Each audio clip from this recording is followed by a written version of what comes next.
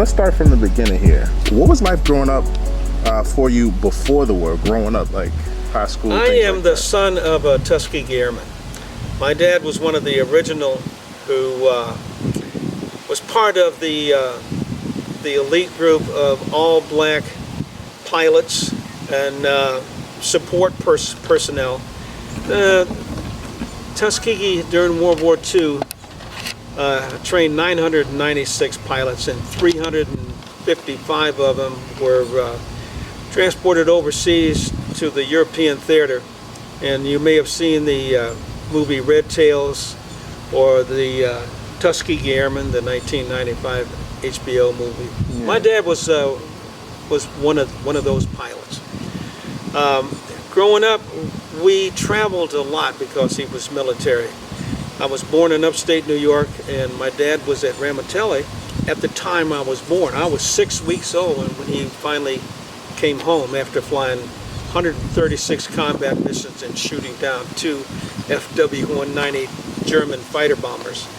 But from there we went to Tuskegee, Alabama, where he was an instructor, and from there back north to Lockbourne Air Base in Columbus, Ohio. From there, my dad was an instructor at Howard University in Washington, D.C., where I started kindergarten. From there we went to Dayton, Ohio, Wright-Patterson Air Force Base, and then overseas to the island of Kwajalein in the Marshall Islands, about halfway between Japan and Hawaii in the middle of the Pacific Ocean. From there we went to Sacramento, California to McClellan Air Force Base, where I spent 5 years.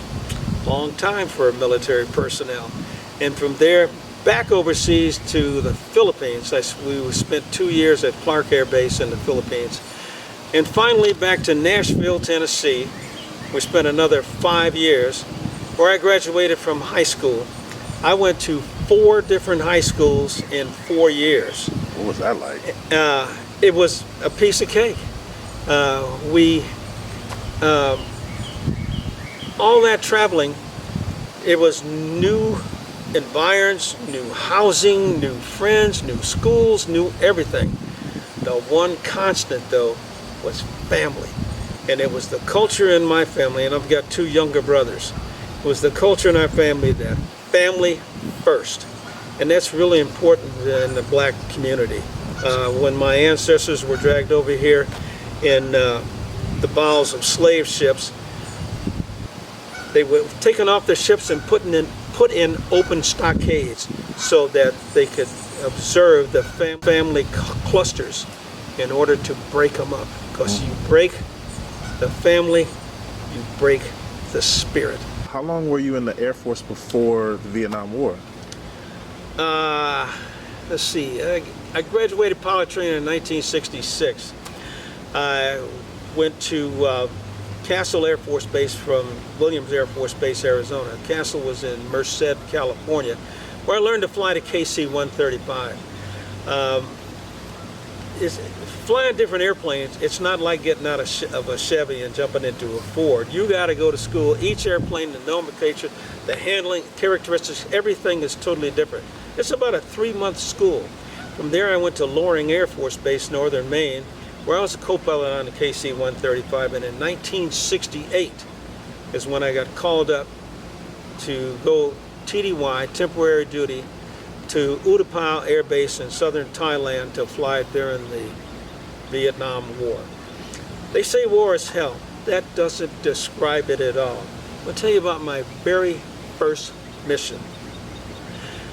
Took off from southern Thailand to Utapao, go up toward the DMZ, and we're going to a certain, it's called an anchor, and you fly in a circle and different fighters come. There's a coordinator that brings the fighters in to get refueled. I'm listening on the radio, and I hear an incident. There were 4 F-102s up at 35,000 feet, which is almost 6 miles up. 2 MiGs, 2 Vietnamese MiGs came up behind him and shot down. Jersey White 2 was the call sign.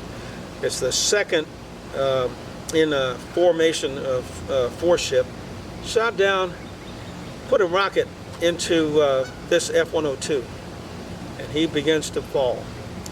Two of the F-102s, the Americans, chase the MiGs who go into China. We weren't allowed to go into China, Chinese airspace. But one of the F-102s followed the damaged F-102 as it's falling out of the sky. The pilot never got out of the airplane. The other pilot, who's in the good airplane, going down, flying with him, yelling at him to tell him to get out, to bail out. And then you could hear the terror in his voice.